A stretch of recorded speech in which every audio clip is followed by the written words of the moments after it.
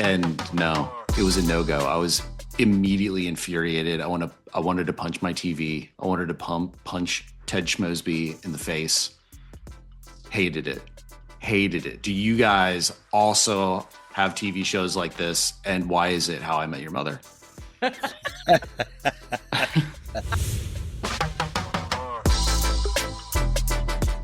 Welcome back, or welcome for the first time. On today's episode, we started with something Will wrote on our Substack about that specific heartbreak when you realize a show you loved is suddenly impossible to rewatch. Not because you outgrew it, but because the ending, the culture, or your values rewrote the whole experience. We're going to start with How I Met Your Mother, then break down the 3 ways shows become unrewatchable. We're going to hit up Game of Thrones as the contrast case, and then we're going to end with what Harry Potter reboot reveals about comfort media. For those of you who haven't checked it out, go check out the takeitpersonalpodcast.com Substack. So we just put an article up about How I Met Your Mother, and more specifically, how really good TV shows can become unrewatchable, which is a very important thing for me in my life. I don't know about you guys, but I'm one of those people who kind of always has the TV on in the background. It just feels weird almost not to. It's one of the ways I quote unquote watch sports, is just like listening to the commentators while I'm doing something else. But yeah, How I Met Your Mother was one for me that it was love. Loved it all the way through until about, I think it was season 8. It was 9 total seasons, right? Season 8, it started to go off the rails, and season 9 was just, it was a gut punch. But the thing that shocked me the most about it looking back is I can't even watch a single episode now. I can't not, I tried to once because I was thinking I'll just go back in, I'll hit an episode in season 2 because it was on like TNT or something like that. Hated it. Hated it. Do you guys also have TV shows like this? And why is it How I Met Your Mother? I'll say that it is. I do have TV. Yeah, I do. How I Met Your Mother, though, is the one. It stands out from the rest of them still for me. I agree.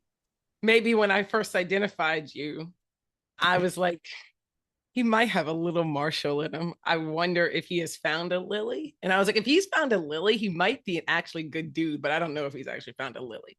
And I was like, oh, he had. Oh, that's so interesting. This is fascinating. And I painted you on in that way, first meeting you. Secondarily, I remember talking to you on a phone call, and it was a top 10 bad day of work. And somehow we got into a conversation about How I Met Your Mother. And I was like, Ted Mosby is the most unreliable narrator in the history of television. And he broke my heart because he lied to me from the beginning. And that is like the best way I was able to sum up after I watched it, where I was like, what did we invest all of these years into? Why did you do that? And I think that you triggered the hell out of me with your article, because I was like, I was in a cold sweat reading it because of the switch up from season 8 to 9, where as you described, the love interest and the way that it's presented to us is completely switched around on the viewer. And you said it so well in so many different ways in the article. But yeah, How I Met Your Mother is the worst one for me. I go back and watch the L Word a lot, but I'm a 41-year-old lesbian, so I'm allowed to do that. But like when I need to go back to 2002, I go back there easily, and I'm 21 and I have my first apartment and I'm rewatching it and I'm like, oh my God, did I accidentally try to become Bette Porter? Because she's psychotic. That bitch is crazy. Her suits are, but that's a sociopath who likes women. I'm like, oh no, what? Oh no. That's how I look at that show now. And I think it's some of those characters that I know I modeled some part of a persona around that I watch. And kind of like in shame of maybe things I might have said or parodied from that show.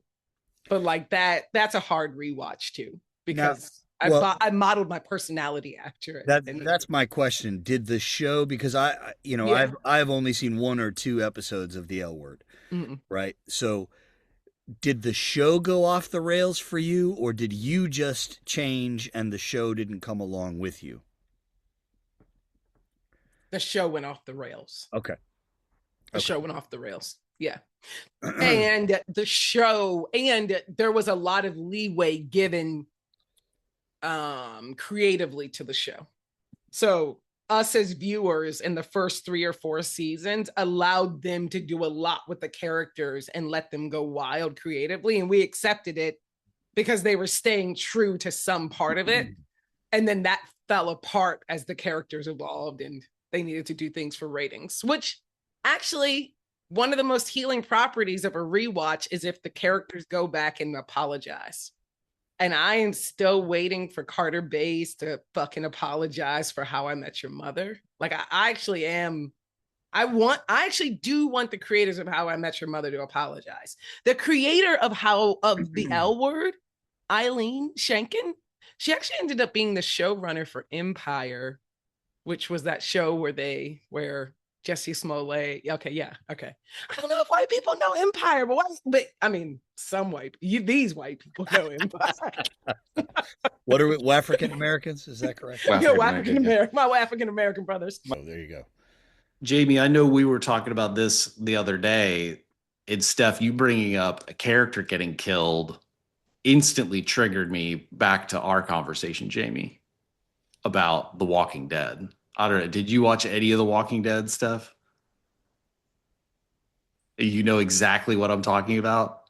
Wait. There was a lot of killings, and there was one that set me off the rails. Which one was it for y'all?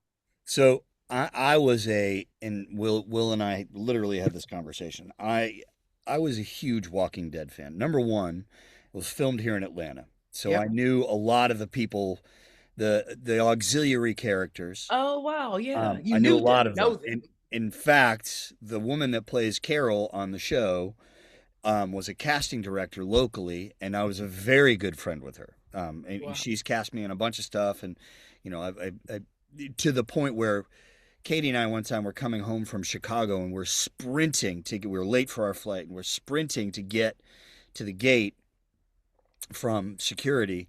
And we get there and I can barely breathe. And the whole Walking Dead cast is there getting on this plane because they were at a Walking Dead con in Chicago. And I'm like, hey, how's it going? And she's like, oh, Jamie, it's so good to see you. And everybody around is looking at me like I'm on the cast, or I'm with these people. So, I had this. And meanwhile, Katie can't breathe because we've been running.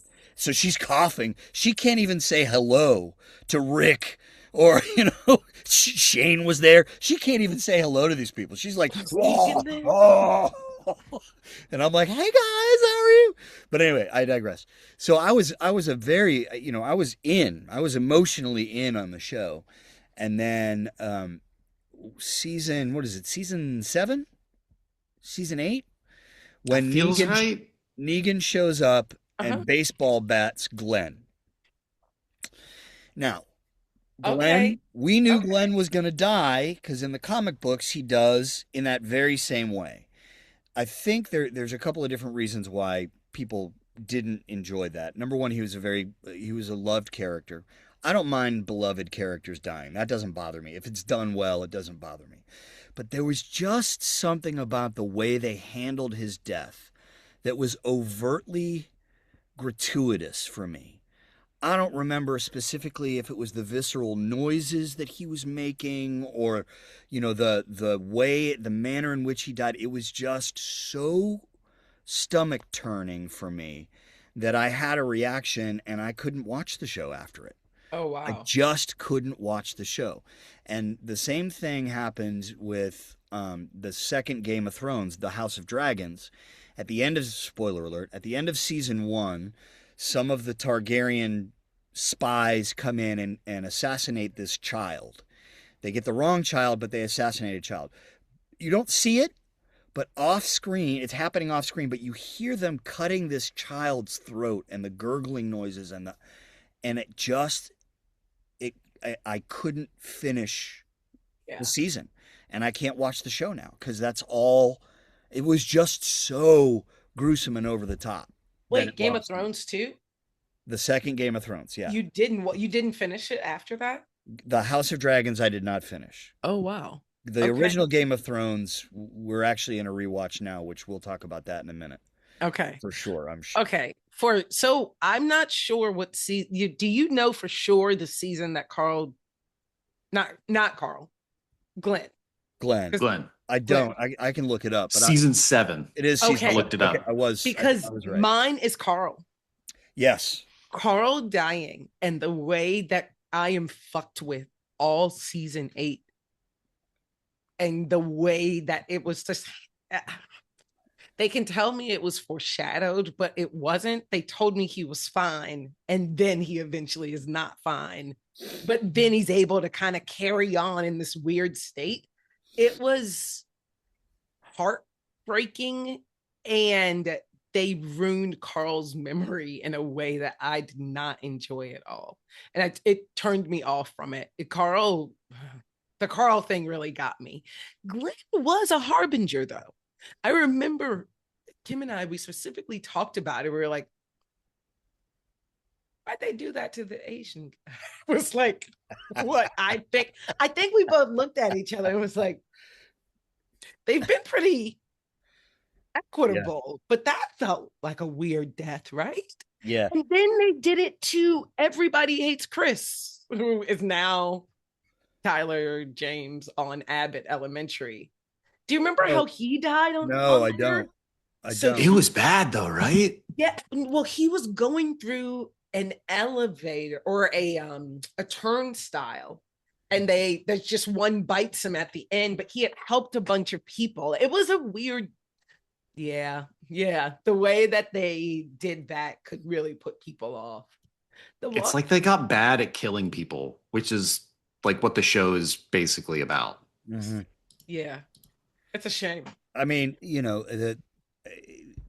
I think it's a different point than the one that you're making with How I Met Your Mother, though, right? I mean, there are different reasons why we stop watching a show or we can't rewatch a show.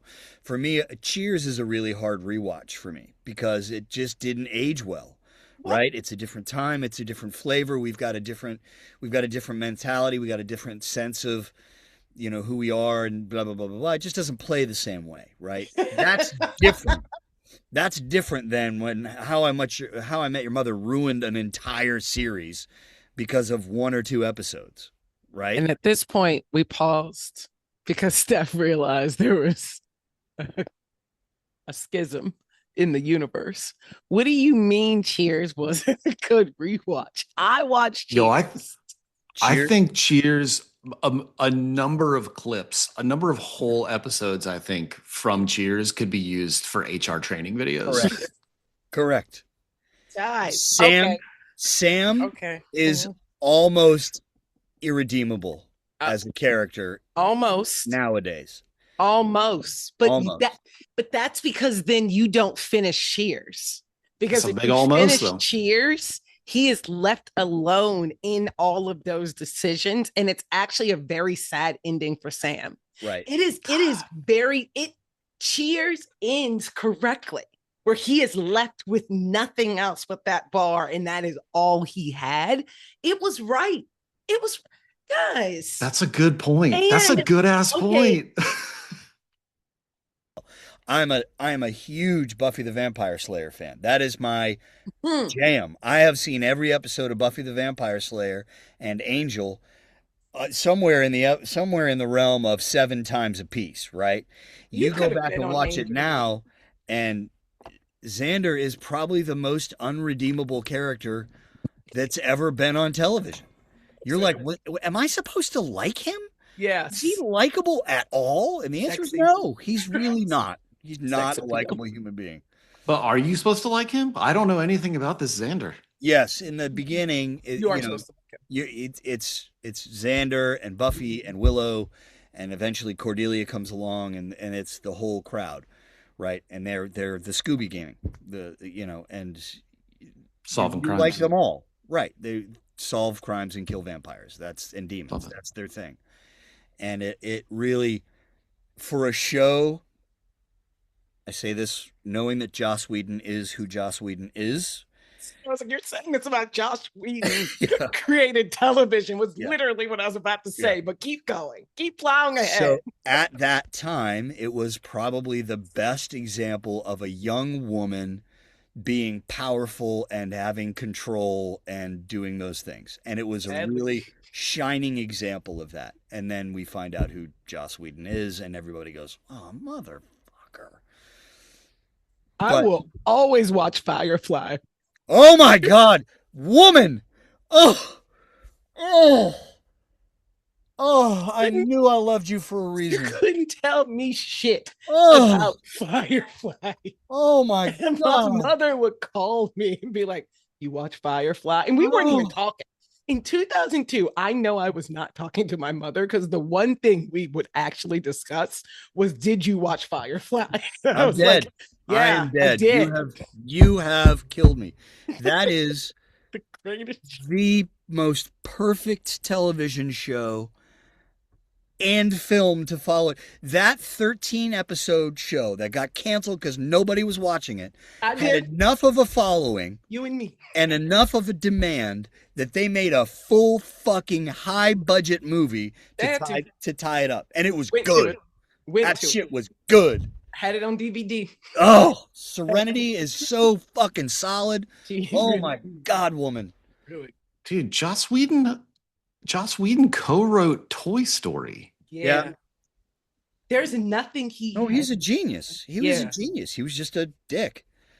Oh no, he did Cabin in the Woods. That's a deep cut. Dude, that's like one of my favorite horror movies. God. That's got a scene that's tough to watch where she's shaving that was Cabin in the Woods, wasn't it?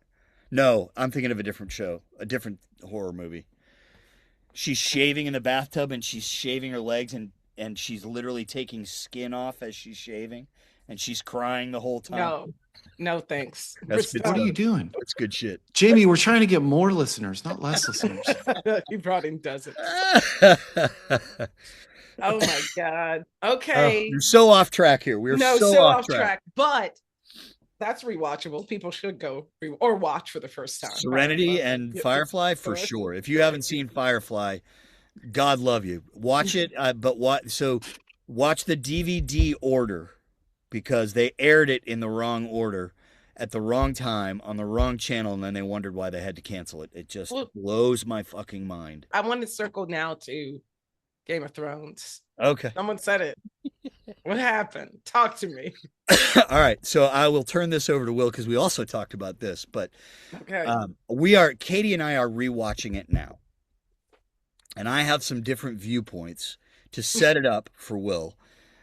Everybody, if you have not seen Game of Thrones, everybody hates the last season of Game of Thrones because of what they did to finish Daenerys Targaryen's character arc. I have some differing opinions. Take it away, William. God, I can go so long on this too. Yeah, I mean the show breaks down into kind of two halves for me. And I know, JB, we've talked about this, that the kind of George R.R. Martin writing starts to wear out and kind of wrap as you hit like season 5, I think. And the HBO team really starts to take over. And how many seasons do we have in all? I think it's 7 total, right? Okay. Or is it 6? I thought it was 8.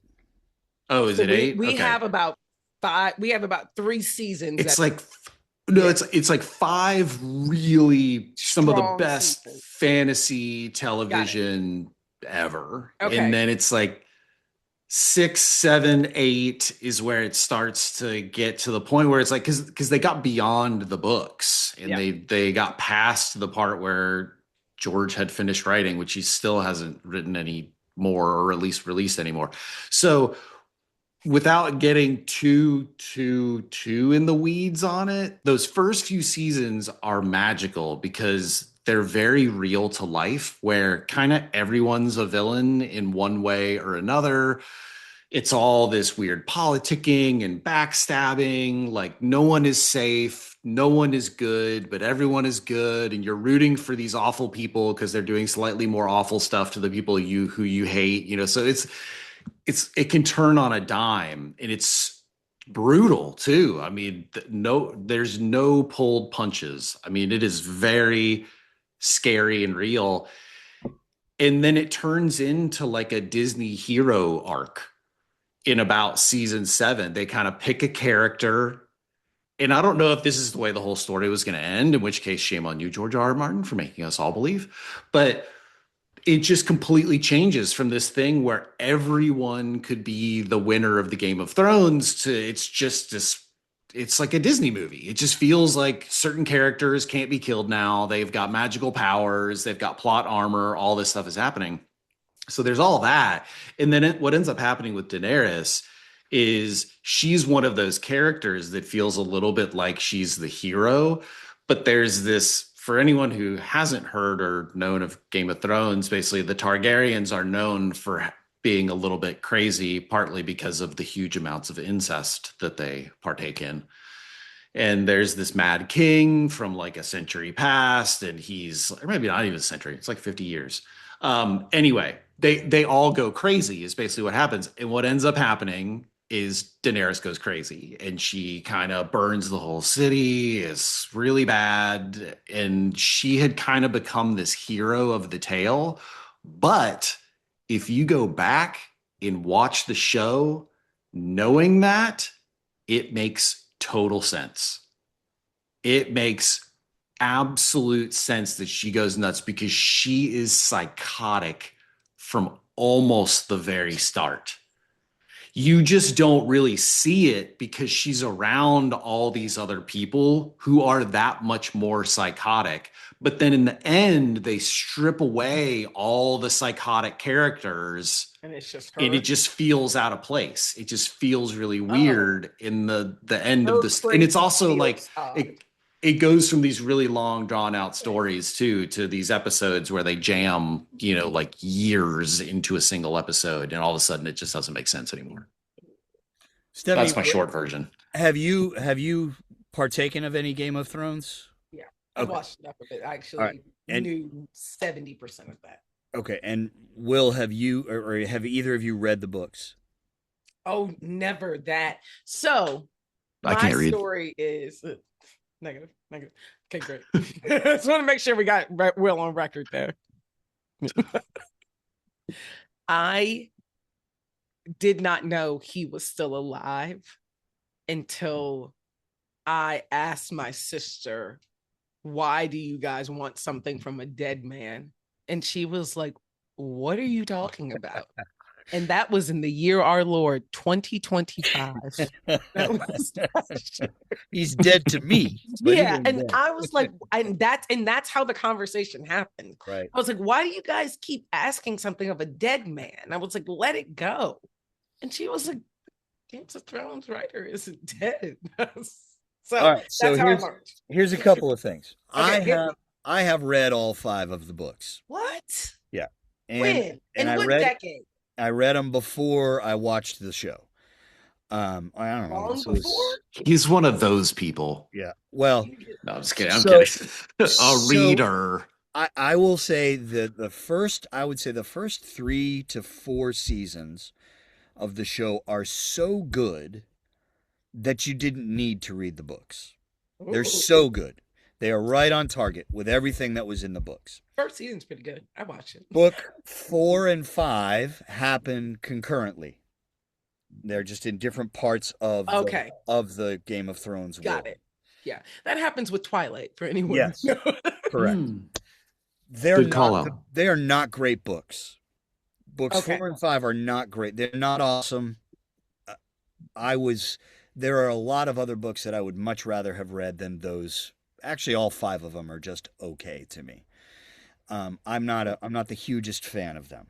But you read them all. But I powered through them. They are really long. I thought so. Why? Why did you do that? They're very tedious. Well, at that point, I'm pot committed, right? I got $15,000 in the pot, and I've only got $500 worth of chips sitting in front of me.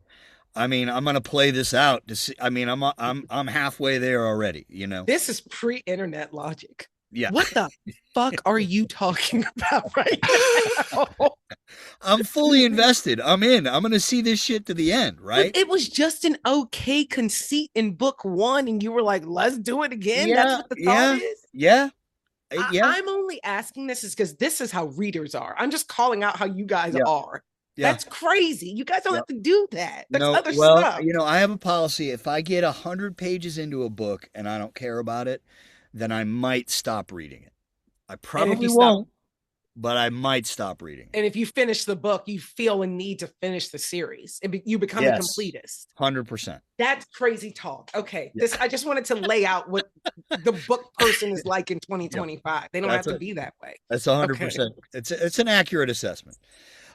So the first 3 seasons are right on target with the books. You don't need to read them.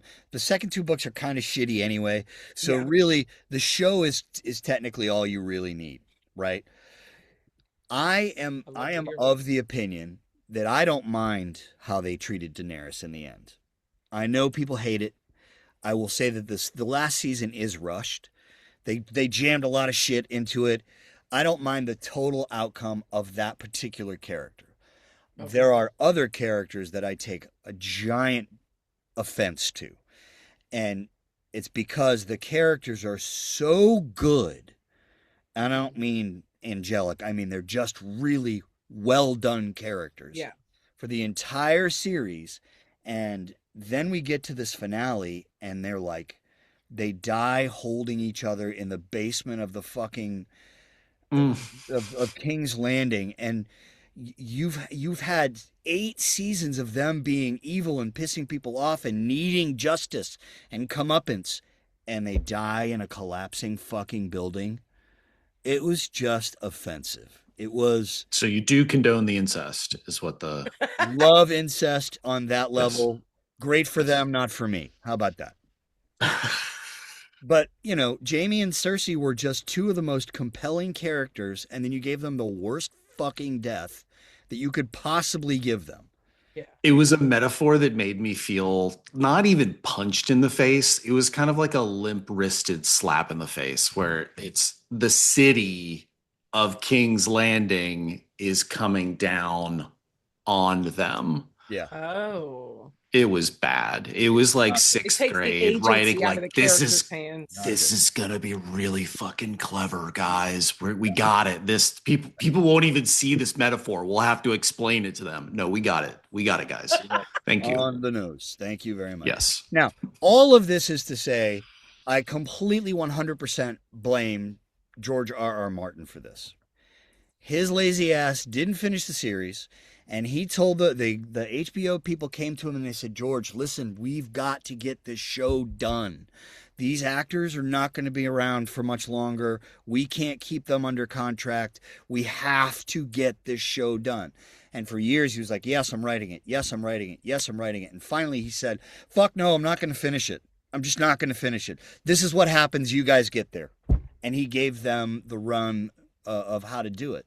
And unfortunately, I could Google this. Is he old? Yeah, he's probably in his 70s, I would say. Okay, yeah, he's not. But he's a like rode hard, put up wet 70. Like he looks rough. 92. It's rough, and he is not a healthy man. No. Okay. Not the picture of health. So the fuck off is a little more understandable, a little bit, if you think like. He won't live until 90. He's going to live his last decade the way he wants. He's 77. He probably didn't expect to be alive. Yeah. He was like, I'm just going to die. It's season 4 and they're just going to figure it out without me. And then when he lived, he was like, oh, shit. I don't mean to be so morbid, but my mother kind of was like that. She's like, it's over. She's like, if I can't walk, I don't really give a fuck. Like, you guys deal with everyone in my life. And we were like, really? You don't want to say bye? And she's like, fuck them. That's kind of her energy on the way out. And it was like the last couple of months, but like, there is that exists when people have decided I live this life too long. That's why old people will say whatever the fuck comes to their head. They don't give a fuck anymore. They're like, you know what? No. Jamie, it makes me so mad when people don't want to age because Oh. I can't wait to be that age. I can't wait to say it. Just Mm-hmm. all. And when people don't want to talk about aging, I'm like, that's crazy. Because that's the time we're gonna get to just Yeah. go. Yeah. I love it. So anyway, the whole rub about Game of Thrones and the disappointing thing I think is that it is such a fabulous TV show for the first however many episodes you want to dive in. It just is really really good, compelling, has some incredible performances. It has some crappy ones, but it has some really compelling performances. Um, but I agree with Will. If you watch it through the lens of, she's already psycho, and her daddy, brother, mama, daddy, sister, aunt playing a factor into why she's a little off her rocker. Yeah. It really kind of shows after Khal Drogo dies. That's when she really she comes into her power, and then she starts calling people out, and people are like, I don't know you. She's like, you will give me 1,000 ships or I will burn you to the ground. And they're like, who the fuck is this chick? I have no idea who you are, so that craziness really. Watch the shit with when she buys all the slaves in Marine, she's not all there. And it's beautiful to watch. I mean, it's amazing. And it's some of the most satisfying television you can see. Yeah. But you Yeah. got to be cool, That is some of the most satisfying television to watch. There's people who are completely unhinged in every single sense of the word. Oh yeah. Shameless, that has some, I don't know if you guys have ever watched Shameless on Showtime. That has some unhinged characters because, like, out of desperation and circumstance, they do fuck ever. That's like, yeah, that'd be great to just steal all of the hot dog buns one day and just run and not even worry about it. Like, it's fine. Shameless, that's William H. Macy, right? Yeah. Yeah. He plays quite a few unhinged characters. Yes, he does. Yeah. And he does it well. Yeah. The Game of Peaks, though, Will, I think with Game of Thrones. Yeah, no, well, it's interesting though. Like, I rage about how bad the ending of Game of Thrones is, but clearly I have just admitted to doing a rewatch, and that's not the only one that I've done. I'll usually make it to kind of about season 3, and I'm like, you got to get out of the house, buddy. What are you doing? You've already seen this show, and you know how it ends. So I got curious because I'm a bit nerdy and I like research, and it also tied in with some other things that are happening in the world. And I'd uncovered this thing called peak end principle, which is real. It's a real thing. People did research, actual scientists did it. It really, what it means is the way that you remember something is based on the peak emotion you had during it and then how it ended. And they're both really, really important factors. So like a kind of a dumb example for it is like you go out and you have an absolutely incredible dinner or like a really, really great vacation. This one is actually harshly real for me and Paige. You have a really, really great vacation. And then on your like way home, you both end up with food poisoning. Your seats get given away on the plane. They lose your luggage. Most of these all happened on the same trip for us. And it's just the whole end of your trip is a complete debacle, even though you had like 7 days of pure paradise and relaxation. You look back at that vacation and you'll say it was horrible. Like, it was a terrible vacation. It was awful, even though percentage wise, incredible time. So how much you are angry about something is equal to how high your high was in the middle of it, and then how bad the ending was. So it goes to show how much I loved How I Met Your Mother. I mean, that show feels like a hole in my life now that it's gone. And the ending was so bad that the crash was just devastating. But for something like Game of Thrones, I enjoyed it. It was fun, but I'm not, I wasn't staying awake I'm not that I was staying awake at night thinking about How I Met Your Mother, but like it was not that close. I didn't identify with Marshall. I did not identify with, I don't know. I can't even think of a character. This is how clearly I don't identify with someone on Game of Thrones. And then the ending, I was like, it was bad, but it was entertaining. Like stuff went boom. Big things went boom. Dragon went roar. It was cool. So yeah, this whole principle explains a lot of shit about how you lodge memories in your brain, and it's changed the way I look at stuff. And where it has led me and what got me onto it was thinking about cancel culture. Yeah, so it's like the people slowly coming back out. There are a lot of very shady characters who have essentially just hidden for a little while. Like they've not done anything to redeem themselves, which is, I'll draw a parallel to like Michael Vick, who I know a lot of people are still very unhappy with. I understand why. And he did his time and he gives a lot back. So I'm kind of a believer in second chances when you do something that shows that you have remorse for your actions. Whereas a lot of the cancer culture people are just like, no, if I just chill, if I just hang out and then slowly reemerge, it'll be fine. Everything will be fine. And it's kind of working. And I think this whole peak end principle helps to explain it, in that if you have a really high emotional attachment to a person, the cancellation hurts, but given that time and stretching it out and just playing the long game, all of a sudden they start to come back and you're far enough away from the cancellation that you're tying it back to your really positive memories of that person. You're like, yeah, let's get Louis C.K. up in here. Yes, and sir. then get burned again. Then they I'm not going to get burned again. Lane Kiffin shows his true colors one more time. Oh my God. Yes. Mel Gibson comes out and says something else really fucking stupid.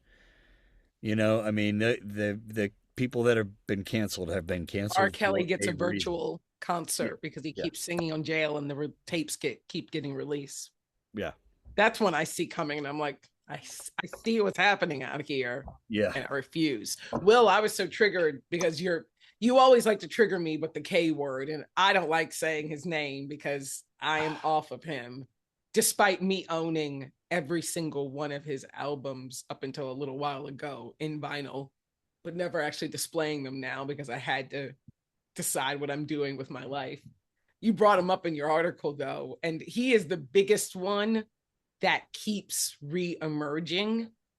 He has the capacity to apologize in mass and then come back and do whatever he wants. I really wish people wouldn't with him for a long time. But the art really, really allows people to forgive. J.K. Rowling. J.K. Rowling. Those two are where I'm like, guys. And that bitch keeps doubling down. She keeps doubling down on it. And it's like, come on, just shut your mouth and disappear for a little while. Just shut up. Just sit back and enjoy the residuals that you're getting from all this. I make the argument too that like I think music and maybe fictional writing was better after Kanye and JK's impact, but it would be better in the absence of them too. Like their impact and what it did changed things forever. There is only before them and after them in their space and beyond. But then that's okay. We gotta stop at some point. Right. And these people, they don't die like when Shakespeare dies. That's been one thing I've been thinking. It's like most people who were great in every age before us, they died. And it 27. was the 27 Club. Yeah. And now they're Cass. not dying. We all thought Kanye was going to die much sooner. Listen, and he keeps getting lipo and doing whatever, and now he's working out. Like he's a thing again. And JK too. Donald Trump is the most unhealthy human being on the face of this earth. Strongest man I on am earth. praying for that little blood clot that could, but he will not die. Unless it's a Weekend at Bernie's situation, and we just don't know it yet. But that man... There are some people, and I've seen it. I It's don't in get my it. bloodline. You can defy logic with what you are doing for a while. Keith Richards. Yeah. Yes. Some people's bodies just don't understand that Charlie it's being Sheen. flat poisoned. Yeah. Exactly. And I think that's another difference between the art and the artist, is like these people have 9 lives now. Whereas like, didn't Beethoven have gonorrhea and like was gone? And Yeah. Hey, we're going to be back to that though. We're just getting rid of modern science. Yeah, so 100%. you might get your wish. Yeah, I don't even get me started on that. Before I had a social media blackout for the purposes that are required, I saw that there was a major TikToker whose name I still don't know, but who I can guess, who caused a major outbreak of gonorrhea on a major cruise ship. And it like it broke out. Standing. It broke out everywhere. I'll put it in the show notes. Outstanding. That makes me so happy. So I think in all of this, it's helped me spot stuff that make me a little nervous now. I find it much easier to think about when it comes to like music and TV and film and stuff like that. It's in real life, like looking at politicians and stuff is so hard to discern like how to emotionally navigate. Also, just like the world's falling apart. So whatever. But an example though, for things that are coming up, the new Harry Potter series, yeah, I'm very dubious feeling about, because Harry Potter is still, those TV shows are like nighttime, put it like, we want some noise in the bedroom, we'll just put Harry Potter on the TV, and it's just like low volume, we're barely even listening. It's like a definitive like comfort watch. And there's a part of me that is deeply worried about this TV series that they're trying to make, in like while companies are like splitting and get exploded and all that stuff. It's like this whole series that's supposed to be like 10 seasons, and it's supposed to, every season is supposed to be an entire book of the show. Like I got some real hardcore memories. It's supposed to be emotions. Accurate. Yeah. Oh, that's a lot. Because there is stuff that in the later movies they leave out, like because you can't fit a lot. You know, it kind of changes the story, but not really like substantively. There are a few things that I definitely nerd rage about when people bring them up, but I don't know about this show. Like I feel like I'm either gonna instantly love it and be like, yes, more Harry Potter, or just immediately have to shut it off. I don't know. What do you guys? Well, I guess are you by default gonna give it a shot? Yeah. Okay. I think so. Yeah. Unless, should I be boycotting? Should we be boycotting? Well, I was gonna ask. I was like, I don't think so, but you know how I feel. I mean, we probably should, but I'm not gonna. It's such a complicated. That is such a complicated thing, man. You talk about. We talk about art and artists and all that stuff, but the amount of people that work on that show, the amount of actors that are employed by that show, the amount of cast and crew and locations and hotels, and they all are they're all getting money from this economic boom. So it's tough to say, I'm just going to shut all these people's livelihoods down because this one crazy woman won't shut her damn mouth. It's hard. That's really hard. It's a tough. I get it. I understand it. If you can pull it off. I hear you. But I will be watching the show. It is a very different thing than going back and listening to an artist catalog. I'll say that. I'm like, that is a very different endeavor of like new IP coming out that employs a world. Yeah. Yeah. That's meaningful. I agree. It really is. I mean, it's got a big, I had a friend that worked with Denzel on a recent movie that he did, and Denzel's got a reputation for being real prickly on set. Mhm. And I was talking to Well, him about everyone. it. Yeah, I was talking to him about it, and he was like, I kind of give those dudes some grace because you got to remember, a guy like Denzel comes in. Number one, he's carrying the movie, right? I mean, the Yeah. movie is on his back. Yeah. But not only that, he has all this pressure of, not only is he trying to make a good film, but his film, the success of it impacts so many families and generational careers and all this kind of stuff. He said, so I kind of try to give them a little bit more grace than just, well, he's being a dick. Yeah. It's a different level that we just, I can't understand what Tom Cruise is going through. I mean, yeah, he's crazy, he's nuts, but he's an industry in and of himself, right? I mean, He reopened the movie theaters during the pandemic. yeah, I was there. you know, I seen it. I seen it. yeah. Yeah. So I don't know. I agree. That's The people who keep the lights on yeah. and their relationship to the entire economy, it makes it so fucking complicated. But also a really great reason to watch. Support the talent, support the creators that are under it, and support the economy under it.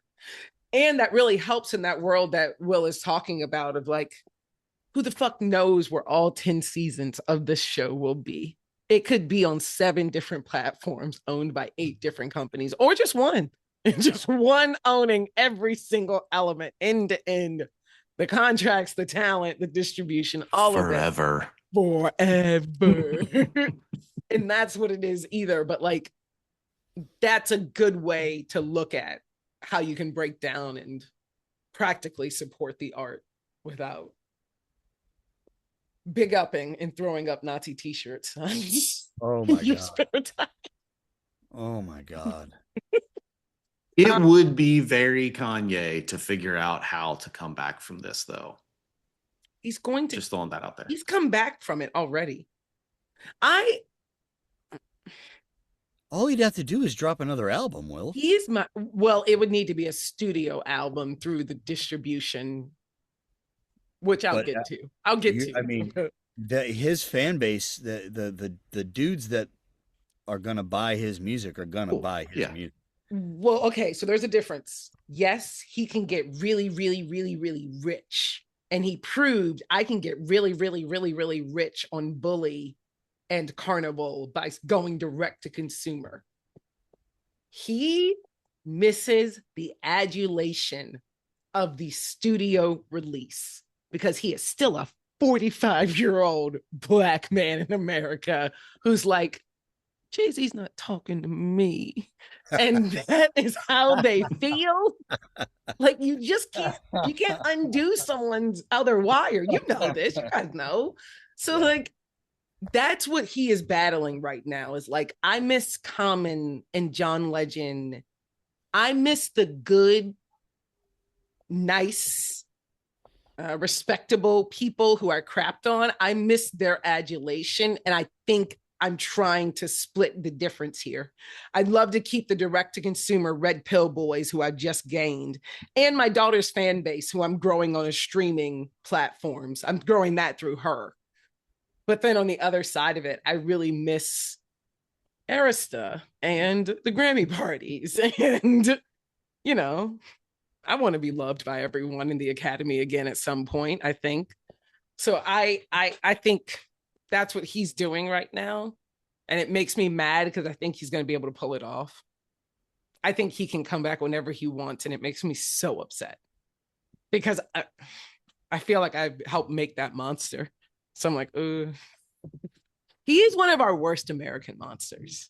He is. And I will say it as one of the biggest fans ever of him. And someone who, if they had a tattoo on their body, it would be Kanye West lyrics. Like if there was ever the opportunity and I was really going to get it, I knew what it was going to be, but it was going to be his lyrics. And I thank God every day I didn't do it. Every day I thank God I didn't cut Tattoo Kanye on me. Holy cover up, Batman. Yes. Can you cover this up? This is not going well. Do you have me. any tattoos? Either of you? I do. I have a almost a full back piece. That's right. Is it a cover up or is it original? Or it's original, but it is a cover up / original. When I was 18, I had a little tiny tattoo put on my shoulder, and the dude that did it just butchered me. It was like he was training on a side of beef. So when I went in and I got I went in and got an actual tattoo artist, somebody that I paid high dollar for and had to make an appointment with and had to sit down and go over the design and all that. So you mean clean and legal? Yeah. He was. So he came in and he did it's probably about this big. I'd say it's about, I don't know, that big on my back. And part of it is a cover up. That's great. Yeah. How long did it take? 3 sittings, a couple hours each, I think. Wow. But it's only black. I only got it done in black. I didn't get color. Tattoos we'll do a whole show on tattoos, but tattoos are incredibly addictive. Yes. That's another, and I'm an addictive personality for sure, but I had to fight myself many times because I wanted to go in and just get more and more and more and more and more. But I'm an actor and I can't have, visible tattoos all over my body. It makes life really difficult. It does. It makes getting cast as dad number 2 really difficult when you've got a full fucking sleeve. I was gonna say, I don't know, man. As you millennial dads, lots of tattoos. Yeah, I can't pull off millennial anymore. They look at me and they go, "Oh yeah, you're definitely Gen X. Yeah, you are squarely Gen X, sir." So. Yeah, which means he has to be slightly dickish in every role, which means he can't have the tattoo. all of my black director friends, will automatically call me up if they need some racist dude to kill in their movies. so I get cast. You will work forever, friend. Forever I'm like, so one of the things I did, I auditioned for this dude. His name was Ed Banuel, and he won the Showtime directing grant. And I did right after 9/11. I did a show with him, and there was a scene in it where I had to rant about this Arab dude, and then he shoots me, and I die. What? And he ever since then he keeps casting me as these racist pricks that he ends up killing almost every single time. How many times, Jamie, has that happened to you? He's killed me 4 times total. But at one point I looked at him and I went, Ed, listen to me. Your fans think I'm this guy. You can't keep doing this to me. Please stop doing this to me. And he's like, "No, you're too good. You're too good at it. I got to kill you. I have the whole scenario in my mind of getting into his fan base. You're treating me, but first I need to watch all of his movies. He's a fun dude. He's transitioned. Usually it goes music video director transitioning into films, right? They generally start making music videos and then they move to. He's gone the opposite direction. He's gone from studio films, and lately his company has started to do some more music video stuff. Really? Yeah. Really? He's an interesting cat. He's a fun dude. What are y'all's, bringing it back because you guys got clearly super distracted there. No, I'm just kidding. It was good.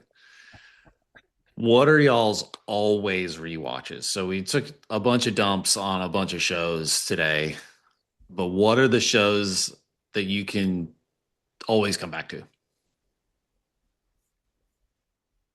Not everyone at once. Schitt's Creek.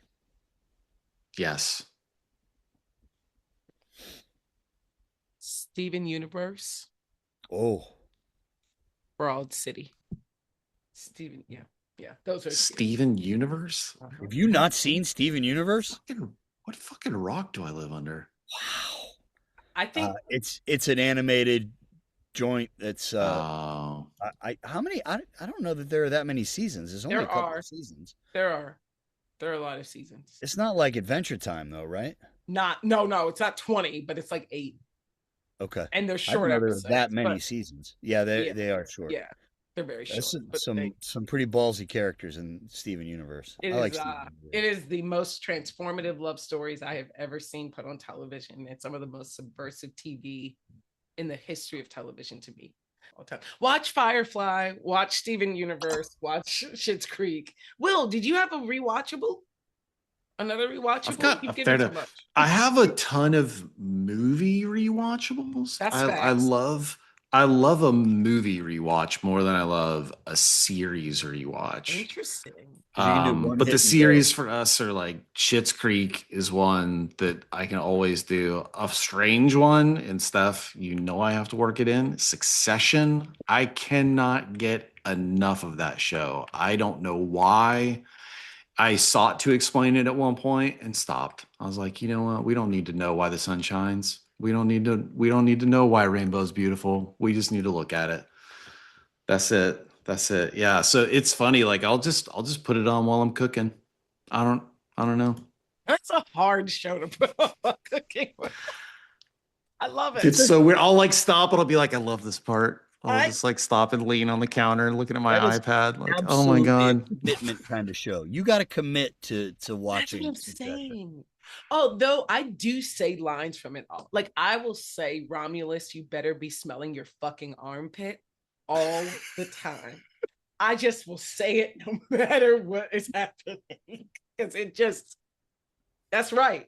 When your parents yell at you as an adult in front of other adults, all of those lines from Succession, I will just say, because I'm like, I really connected with that. Okay, See, that's great. I can't believe we didn't even talk about Stranger Things. I will never watch another episode of that show.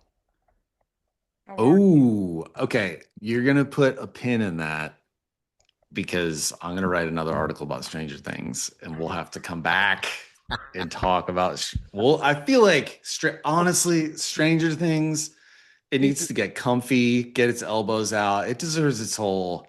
It deserves the whole episode. Well, it's got a whole universe coming, and that's why it's a unique proposition. Okay. Yeah. They may have fucked themselves for the future universe aspects of Stranger Things. I feel remiss. I realized I did not mention Godzilla in my rewatchables. Huge mistake. We'll figure it out. We'll figure it out. I didn't even consider movies to be rewatchables. Yeah. That's we so have hard. we have yearly viewing things that we just watch every year. Yeah. You know, I mean, every now and again, Katie will come down and say, "All right, it's a World War Z kind of night. Let's go." Oh. And that's a highly controversial one. People hate that movie. But Yeah. In our house, that's good. Showgirls. What's that? Showgirls is our movie. Oh my God, Showgirls! Mhm. Showgirls? Let's go. Damn. I know. We're a little Let's trashy. go. We're a little fun. We're fun. I love how like adult that is too. That is such a like adult free will choice movie. Like, what movie are you gonna watch when you get older? Every other night or like once a month. I'm gonna watch fucking Showgirls, man. Oh, okay. This is fun. Great work. All right, y'all. Go Rams. Go Rams. Go Rams. Go Rams. No Go Rams. question mark.